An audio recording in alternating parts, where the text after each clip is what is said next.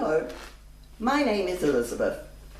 This video is an introduction to a whole series of videos which I will call Tall Tales, Little People and How to, well, tell the stories. If I want to be stuffy about it, I guess I can adopt something from the great book on which these videos are based and say it's all about the secret art of telling stories to children. But there are also lots and lots of stories in the book as well as these videos.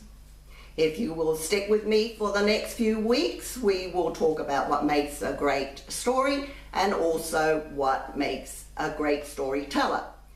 And also I will tell you lots of stories. At the same time, you might like to try things out for yourself with your own kids. The stories cover a lot of age groups, and I think there'll be story for every child. So do keep checking back as the series progresses.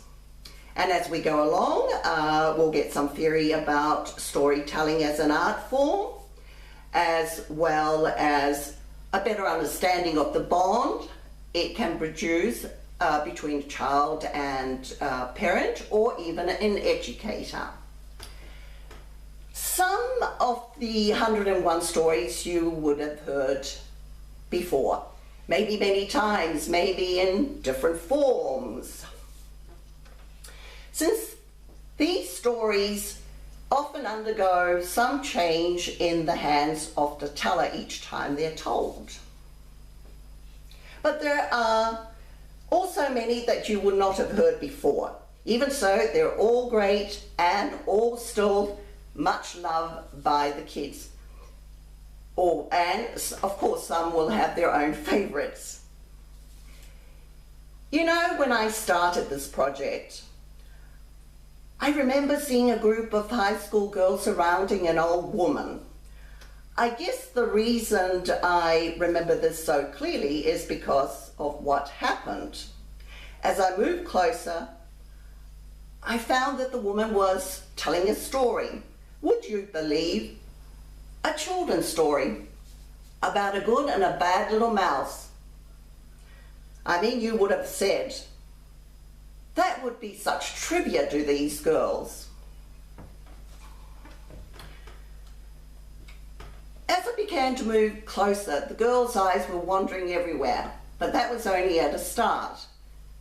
As I watched further, those eyes became fixed on the woman's face, the old woman that was telling them a story, which you would have to admit probably is pretty much an unusual setting today.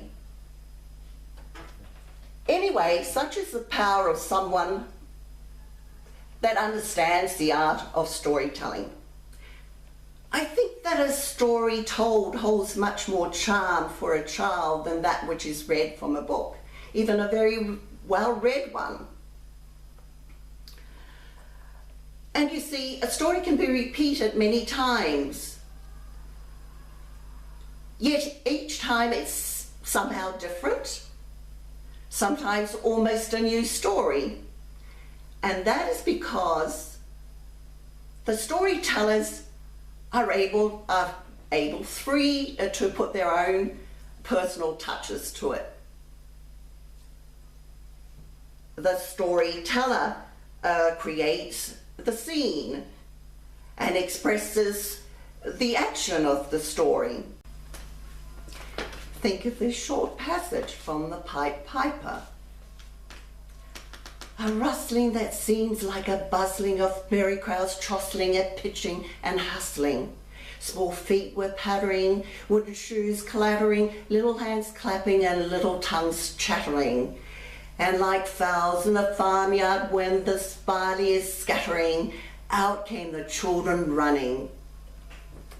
You see, that is just a short example of what I was talking about. But that's about all we have for this installment of Tall Tales, Little People and But I hope you will revisit me soon as we get deeper into the secrets of how to tell stories effectively.